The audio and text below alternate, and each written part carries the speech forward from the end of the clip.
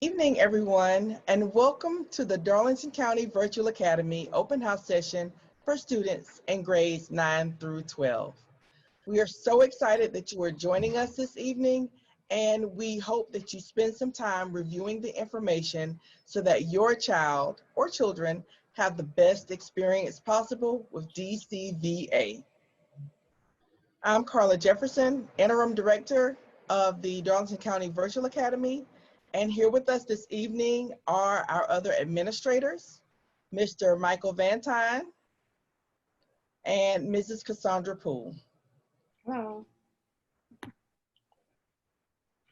So DCVA serves students in the Darlington County School District for parents that either found that their child does learn well in a virtual environment or because of the COVID spread have concerns about students attending face-to-face school.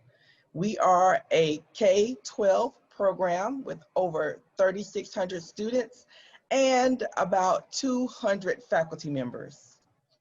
Hopefully by now, you've signed the parent-student contract as asked that highlights the expectations for students and families. If you have not received your contract yet, we encourage you to email dcsdvirtual@darlington.k12.sc.us. And next we have Mr. Vantine, who is going to share just a few expectations for students and families of the Darlington County Virtual Academy. Once again, welcome to DCVA. At this time, I'm just going to go over a few expectations that we have here. The first thing that I want to talk to you about is Schoology. This is the platform where your students are going to submit their assignments, their classworks, or whatever needs to be graded by their teachers. We're also asking that the students check their DCSD email for a Zoom code prior to the first day of school so they know how to log in to their Zoom session and meet with their teacher. Next, we want to talk about the dress code. So just like traditional school, we want our students to be dressed for success. We want them to look good while they're on Zoom and abide by our Darlington County School District's dress code policy. Also, we want our students to be knowledgeable about their account credentials, whether it's Nearpod, Apex, whatever platforms we're using for the lesson that day. We want the students to know their credentials without having to spend time resetting passwords or finding usernames. So a good habit would be to write that down somewhere so you can refer to it. Zoom etiquette, when our students are on Zoom, we want it to be a professional environment. Be kind to others in the class. Use little emojis at the bottom. If you have a question, press the button that you have your hand raised. Don't interrupt the teacher. So everything that you would have normally seen in a traditional classroom, we're going to copy it over into our virtual world here and mimic that just as well. Parents, we're asking that you keep an active parent email with us. That way, when we send out any information that you need to know, you get it right away. So please make sure that that is active in PowerSchool. So along with some of the Zoom etiquette, we want the students to have a quiet working space because there'll be time where they're working on camera and off camera, and we don't want them to have any distractions so they can put their best work forward. Students are supposed to check their emails daily. Their teachers are going to be sending them attachments, Zoom codes for their daily sessions, and any other announcements that need to come through. And finally, for some of these expectations, we're going to have a DCVA Remind course for parents and for students. So once we push that out, we want y'all to join it so we can keep in communication with you and provide you as much information throughout this process as we can. And next, Ms. Poole will talk about student attendance. Hi, I want to tell you a little bit about attendance. Attendance is very important in order to be successful, whether it be in the virtual or face-to-face setting. And so here are a few requirements for attendance. All students in grades 9 through 12 will be required to attend live sessions for the first 10 days of school. Everyone must attend every session for the first 10 days of school. After the first 10 days of school, the teacher may release the 10th and 12th grade students who are academically successful, which means if you stay on top of your assignments, you're more likely to have that option to be released. However, students in grades 9 will be required to continue to log into each session daily. Students in grades 10 through 12 are also encouraged to attend live sessions. And if there, for some reason, you're not able to, please communicate with your teacher so that you can maintain the support that you need. And also with attendance, when you think about the online and offline activities, there will be times in your classes that you may not be online the entire 84 minutes or whatever the time of that class period. There may be some online activities, and at some point the teacher may release you to do some offline activities and then bring you back together. So you may not be required to be online the entire class period, but stay aware as the teacher may pull you back in at various times. And as we look at our high school schedule,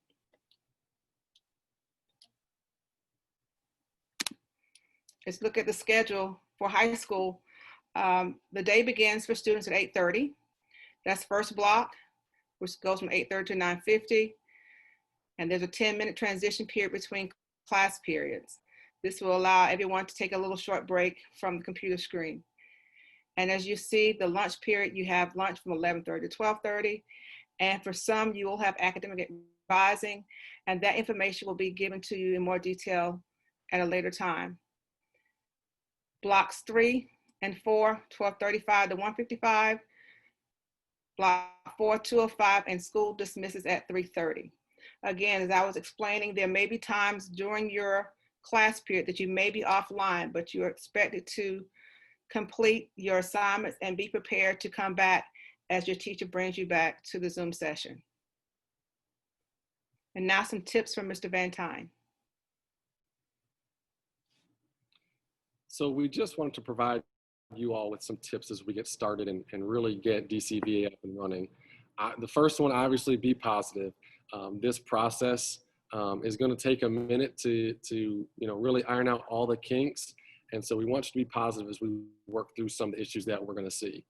Whether that's internet's down one day and we have to switch over to a pre-recorded lesson or work that needs to get pushed out, just having a positive mindset will help us get through that a little bit more smoothly than what we anticipate. Get organized and stay organized, whether that's Google Drive folders or folders in your emails for students. We want you to be able to stay organized. If you can remember back, if you were in traditional school last year, what did your book bag look like? Okay, so we want your book bag to be nice and organized at school, and the same thing at the virtual academy. We want your emails to be organized. We want your Schoology to be organized, your Google Drive to be organized. So some things do translate over. Establish a flexible routine. Although you're not at school making those transitions between periods, but we still have transitions here at DCVA, and we want you to get used to them. It's going to look a little different, might feel a little different, and it's going to take a minute to get used to it. But as we continue on in DCVA and you continue your schedule throughout the first semester, things will become easier. Set personal goals, A, B, honor roll, A, honor roll, those types of things. We still have our grades and awards that we're going to be doing while we're at DCVA. And also make the most of your resources that you have. Whether you have an iPad or a MacBook Air, you have the world at your fingertips, and you can use as many resources as you can to help you with your work. Stay on track and stay on track. If you feel like you're getting behind, reach out to your teachers. Don't let things go by without getting help. Most of us are fairly connected at all times, and we check our emails constantly. We look at our phones constantly, and we will definitely get back to our students and parents that are reaching out to us. And finally, we'll have a closeout from Ms. Jefferson.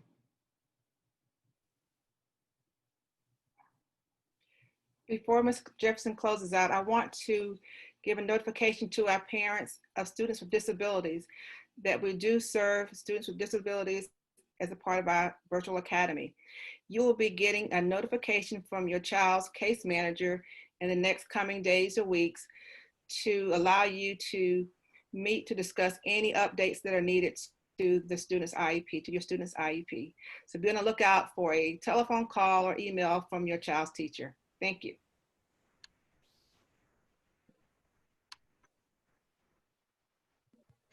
So we would like to thank you for joining us today for our DCVA orientation for our high school students. We want to share with you that we want to keep the lines of communication open. So please contact us with any questions or concerns that you may have. We know that everyone is super anxious about what's to come. We are anxious, but we're excited too, because we are definitely making history. If you have troubleshooting problems with your technology, we're going to leave you with two numbers to call in order to be able to contact.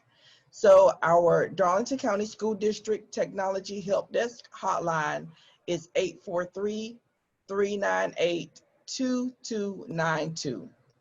And the number to the Darlington County Virtual Academy is 843-398-6430. Please use those numbers for troubleshooting and assistance.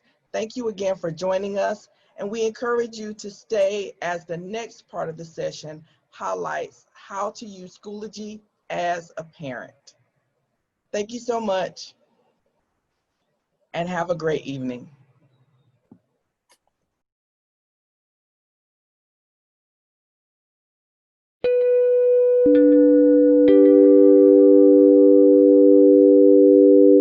Let's take a look at the Schoology app from the parent perspective. The first thing I want to do is log in. I want to find my school in the log in through your school text area. If I come in, I can start typing the name of my school. When the school that I have students at appears, all I have to do is select that school, and then I can type in my username and password to log in. Once I log in, it's going to take me to my course dashboard. I am not currently enrolled in any courses, but I do want to view the courses that my students are enrolled in. Before I view any of my students' information, I am going to take you on a tour of the navigation for the app. If you look down at the bottom of our screen, you'll notice a clock icon. When I click on that, that is going to take me to my recent activity. This is a location where I have a feed of all of the update posts that have been posted within courses and groups that I belong to. If I keep going to the right in the navigation bar at the bottom, the squares icon, this is that course dashboard view. And then if I go to the right, I also have a calendar view. In the calendar, this is where I can find any activities or dates that have been created and posted within the courses and the groups that I belong to. I'm going to go ahead and click on the three bars in the top left corner. This is going to open up a navigation bar for other places within my site. You'll notice just below the Home button, I have a My Children button. When I click on this, this is going to allow me to view information for my student. Across the blue bar, I have courses, groups, and more. I'm currently viewing information for my daughter, Lainey Dawson. I can see that she has posted updates in some of her courses. She has work that she has submitted. She also has some discussion posts that she has replied to as well. When I click on the Courses button, this will show me all of the courses that my daughter is a member of. If I want to jump into a course and view it, I am going to have read-only access as a parent. I can go in and I can view different folders of information. I can view assignments, but I am not able to edit or submit or add posts to any of the assignments or any of the materials that are shared here in the course. I'm going to open up this first folder. You'll notice I can view all of the information here. If I select the Discovery of America assignment, I can see that my student, my daughter, Lainey, has submitted an assignment for this particular activity.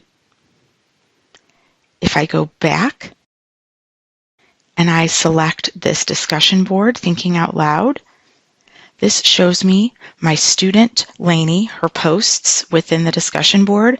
It also shows me that other students have posted, but I'm not allowed to see who that student is or the information that they have posted. You'll notice I also do not have access to post anything myself.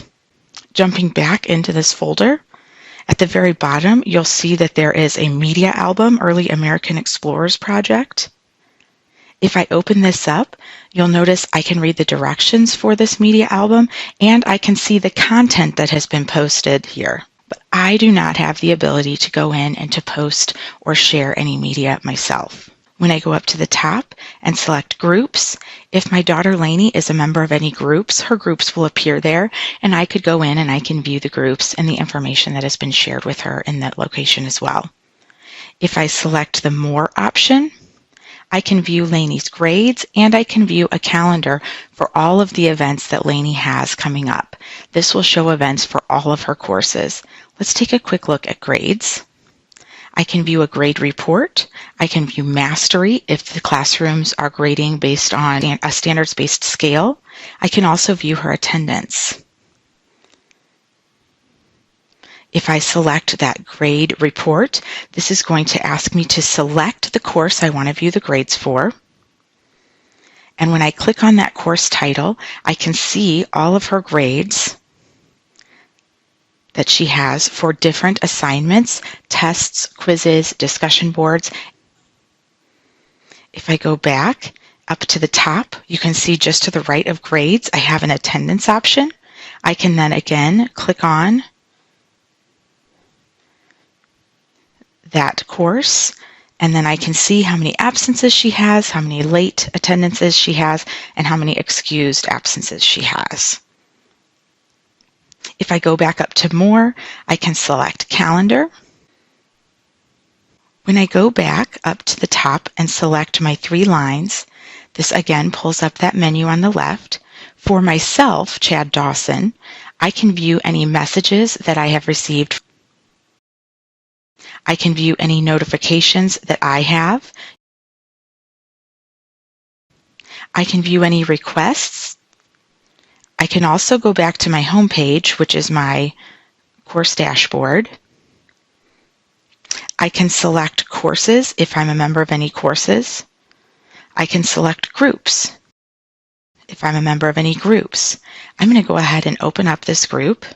And let's just take a quick look here. You can see that the course admin, one of my daughter's teachers, has posted some different updates. And within the updates, you'll see here, one of those has a linked document. I can open this document up and I can view it. Below that, there was a poll that was posted. Within this group, I have the ability to vote in this poll. I can also comment. You'll notice along the bottom, I have other options to navigate to within the group. Next to the Updates button, I have an Upcoming.